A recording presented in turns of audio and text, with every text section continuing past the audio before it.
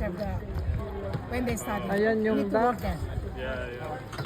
But in the UK, if they're very good students, and like I say, they go into one of these courses. Ayan guys, normally babalik they'll na give them tayo. jobs there. They'll Nandito get a tayo visa. sa Panting, Cambridge, Yeah. UK. Money to study here. Oh. I've had a lot of people. Ayan, pakinggan nyo yung sinasabi niya guys. And they tell me for accommodation here, you know the £300 per week that I said? Yeah. So yun yung ano, pag ikaw ang magbabangka, 24-20 Yeah, exactly. ang isa, pero ikaw yung magbabangka. So paikot-ikot ka, pero kami guys, private, kaya meron kaming guide. Ayan o. Ayan, may guide kami guys. Yeah, I mean, Ayan. I don't know how it works. Nandito It just tayo seems to at me si that Bakat, for me happy is very birthday expensive, Bakat. For them it's cheap. So Ayan. Goodness me. it really depends on who you are, you know? Exactly. Ayan, nagkakasalubong ang mga bangka-bangka, panting-panting pa more. Panting-panting pa more. Ayan, ang mga naghihintay. He studied here. Ayan oh, ang bilis oh. Oh, iba yan oh, iba yan oh. He got in with Look, ECE. iba yan oh. No. Yes, now the Ayan. reasoning for that is because the Queen, at the time her mum, made a reference letter. Oh, may in which payong she pa said, yun, I oh. will donate a few £1 million if you let him in. So Oh he really? let in, yeah. No. Is We that the have real a lot of story? money. Kita mo dyan na payong na bakit ni. Really? Ayan guys. Oh my goodness. Hello, duckling.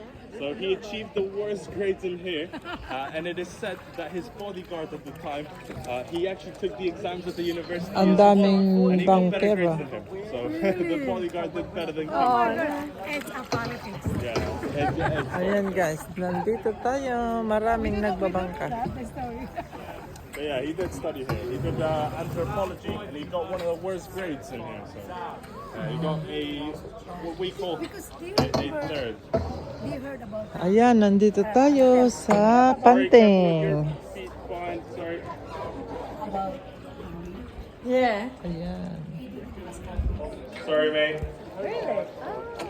Yes, we heard that in the TV, Sisi. I heard that in the TV as well. Ayun. Yeah, he didn't. There's an issue, right? There's issue there. Then Ano nakapasabakot lang? So May TV, Trinity College, naka-TV. once again, we're now in. This big building over here is the library of the college. So that's Ah. a very beautiful library. Library ng 300 years ago. So very famous library. Cambridge. Has some of the best books in here. They have the best book in the world. The first edition. Ayan, Winnie the Pooh pakinggan nyo guys. in this that's library. me. So, yeah, exactly. Ayan. And also Isaac Newton is the guy who studied here. He's a very famous mathematician here. So. Ayan, very famous. They also have the first handwritten plays by Shakespeare in this library. Yes, in this Library ito guys. Very famous library in Very Cambridge. important library. Most of them are first Are they edition. very strict? Sorry? Very strict? Yeah, it's only private for students of this college.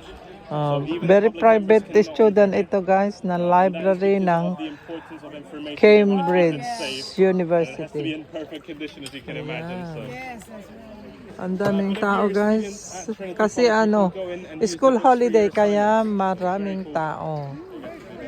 Ayan guys. So like and share tayo.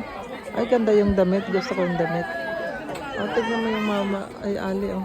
On Ay the yung mama. left-hand side, you'll get a beautiful view now of St. John's College over here. St. John College yan guys.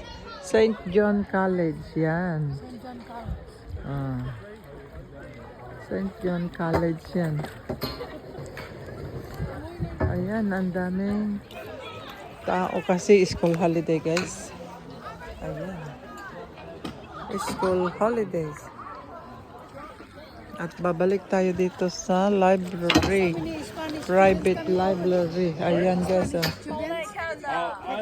I have seen there used to be a lot more. Ayan, Now guys. not so many because of Brexit again. So Brexit stopped a lot of students because now it costs around 40k to study here if you're from Do Spain. they need to take get a visa to come to UK or no? Yes, they do now. Oh, Yeah, they do? they changed it. Yeah, they do. Really? They've approved now. So back in the day, a few years ago, it used to be that Ayan you could come in and it guys, was fine. malapit na Now you tayo. actually need a visa if you're anywhere from Europe. Yeah, Brexit. So that's the Brexit effect. It's not But nice. that is not totally. Yan, happy birthday to me.